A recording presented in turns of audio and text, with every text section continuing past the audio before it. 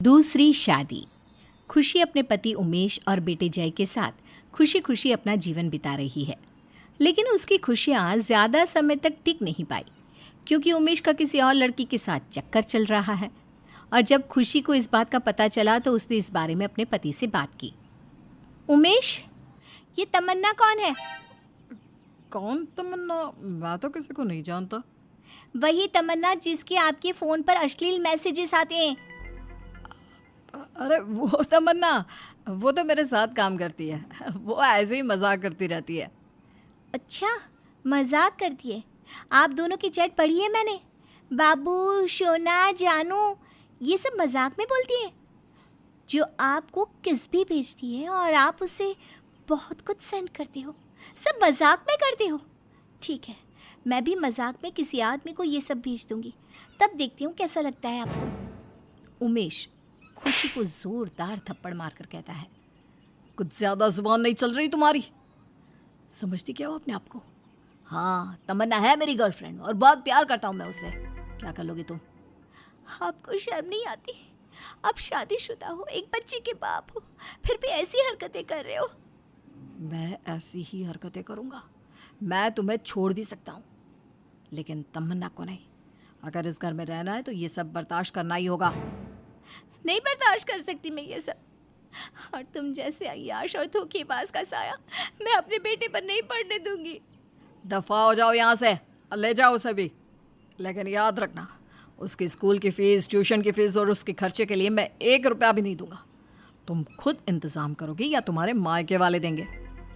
उस दिन खुशी और उमेश में बहुत झगड़ा हुआ और वो अपने मायके आ गई। उसने अपनी माँ लाजो और पिता मुकेश को सारी बात बता दी। मुझे तो यकीन नहीं हो रहा कि दामाद जी ऐसा कर सकते हैं। बेटा, अब जैसा भी है, जो भी है, वो तेरा पति है। तुझे रहना तो उसी के पास पड़ेगा। लेकिन माँ, मैं उसके पास कैसे रह सकती हूँ?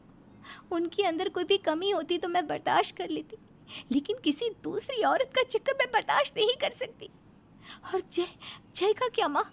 उसके ऊपर अपने बाप की गंदी हरकतों का क्या असर पड़ेगा? बेटा, तेरी सारी बातें ठीक है, लेकिन तू खुद ही सोच, हमने तेरी शादी में कितना पैसा लगाया है। बहुत कर्ज हो गया था हमारे ऊपर। हम अब तक वो कर्जा दे रहे हैं। बेटा, तेरा छोटा भाई भी अब पढ़ लिख रहा है, उसकी पढ़ाई में भी बहुत पैसा लगेगा। ऐसे में तुम दोनों की जिम्मेदारी हम कैसे उठाएंगे? तेरे छोटे भाई को इस सब के बारे में पता चला तो वो ठीक से पढ़ भी नहीं पाएगा। इसलिए हम तो तुझे यही सलाह देंगे बेटा कि तू अपने ससुराल जा और अपने पति को बदलने की कोशिश कर। खुशी को अपने माता पिता की बात समझ में आ जाती है, लेकिन उसे ये भी अच्छी तरह से पता था कि उसका पति कभी नहीं सुधरने वाला।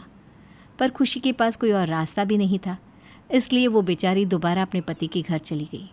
उसे देखकर उसका पति कहता है, आ गई वापस? निकाल दिया तेरे माँ बाप ने तुझे घर से? पता था मुझे, वो भिखारी तुझे और तेरे बच्चे को रख नहीं पाएंगे। तमीज़ से बात करो। मेरे घर वाले गरीब ज़रूर है, लेकिन तुम्हारी तरह घटिया नहीं है। उमेश दोबारा से खुशी के गाल पर थप्पड़ मारता है। अपनी ये बकवास बंद कर। पति की इज्जत कैसे की जाती है, भूल गई क्या? चल जाकर खाना बना। खुशी चुपचाप खाना बनाने चली जाती है। इसके बाद उमेश खुशी पर बहुत अत्याचार करने लगा, क्योंकि उसे पता था कि खुशी के माता पिता बहुत गरीब और शरीफ लोग हैं। वो उमेश का कुछ नहीं बिगाड़ सकते थे। एक दिन गांव से उमेश की माँ सरस्वती आई। माँ, अच्छा हुआ जो आप आ गई। मैं यहाँ बहुत अकेलापन महसूस करती हूँ। अरे बहू, कैसी बात कर रही हो? तेरा बच्चा है, पति है, फिर भी तू अकेली है। चल कोई बात नहीं, कभी कभी लगता है ऐसा कि सब कुछ होते हुए भी हम अकेले हैं। माँ जी, आप बैठिए, मैं आपके लिए चाय बना कर लाती हूँ। इतने में उमेश भी आ जाता है। मेरे लिए भी बना देना चाहे। माँ, मुझे बता देती, मैं आपको स्टेशन लेने आ जाता। अरे बेटा, मुझे लगा तू व्यस्त होगा। अच्छा, वो कहाँ है मेरा शरारती बेटा जय? माँ, वो स्कूल गया है, बस आता ही होगा। इतने में खुशी चाय बना कर ले आई। उमेश ने चाय पीते ही खुशी को सुनाना शुरू कर दिया। ये क्या बनाया है? तुम्हें अभी तक चाय बनानी नहीं आई? घर में पड़ी पड़ी करती क्या रहती हो? चाय बनाना ही सीख लिया होता। अरे बेटा, क्या हो गया है? चाय अच्छी तो बनाई है बहू ने, क्यों इतना सुना रहा है बहू को? इसी तरह उमेश अपनी माँ की भी शर्म नहीं करता और उसके मन में जो आता वो अपनी पत्नी को सुना देता। इसी तरह एक सुबह उमेश ज़ोर ज़ोर से चिल्ला रहा था, खुशी, खुशी मेरे जूते कहाँ है? मुझे नहीं पता कहाँ है, खुद देख लो। जहाँ रात को उतारे होंगे अभी भी वहीं रखे होंगे। काम कुछ होता नहीं तुमसे और जुबान इतनी ज़्यादा चलती है। तो और क्या बोलूँ आपको, आपको तो हर चीज़ हाथ में चाहिए। मैं जय को तैयार कर रही हूँ, उसे स्कूल के लिए देर हो जाएगी ना। जब से माँ ये देख रहा हूँ तेरे तो तेवर ही बदल गया। रुक, अभी तुझे सबक सिखाता हूँ। ये बोलकर उमेश ने खुशी पर फिर से हाथ उठा दिया। सरस्वती ने जब ये सब देखा तो उसे अच्छा नहीं लगा। उसने उमेश को बहुत खरी खोटी सुनाई। उमेश वहाँ से चला गया। उसके बाद सरस्वती ने अपनी बहू से पूछा, बहू, उमेश तेरे साथ जानवरों की तरह पेश आता है तो चुपचाप क्यों सहती रहती है? जवाब क्यों नहीं देती? माँ जी देख लिया ना आपने, अगर थोड़ा सा भी कुछ बोलती हूँ तो इसी तरह से मार पीट करते हैं मेरे साथ। अरे तो तू ये सब क्यों सह रही है? अपने माँ बाप के घर क्यों नहीं चली जाती? खुशी ने रो रो कर सारी बातें बता दी। अपने बेटे की हरकतों से सरस्वती बहुत शर्मिंदा हुई।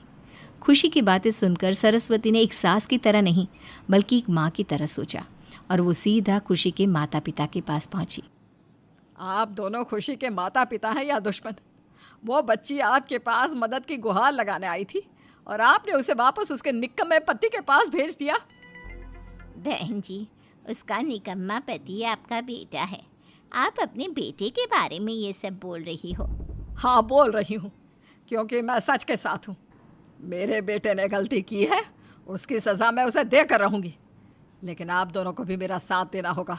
सरस्वती अपने बेटे और बहू का तलाक करवाने का फैसला कर लेती है।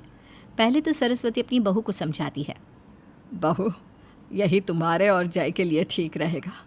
तुम उमेश के साथ खुश नहीं रह सकती। लेकिन माँ, वो मेरे पति है और अगर मैंने उनसे तलाक ले भी लिया तो मैं जाऊंगी कहाँ, करूंगी क्या? और ऐसे पल पल अपना आत्मसम्मान मार कर जिंदा रहना मंजूर है तुम्हें? अरे जरा जय के बारे में सोच, वो अपने बाप की तरह निकला तो। खुशी ये बात सुनकर सोच में पड़ गई और उसने अपनी सास की बात मानने का फैसला कर लिया।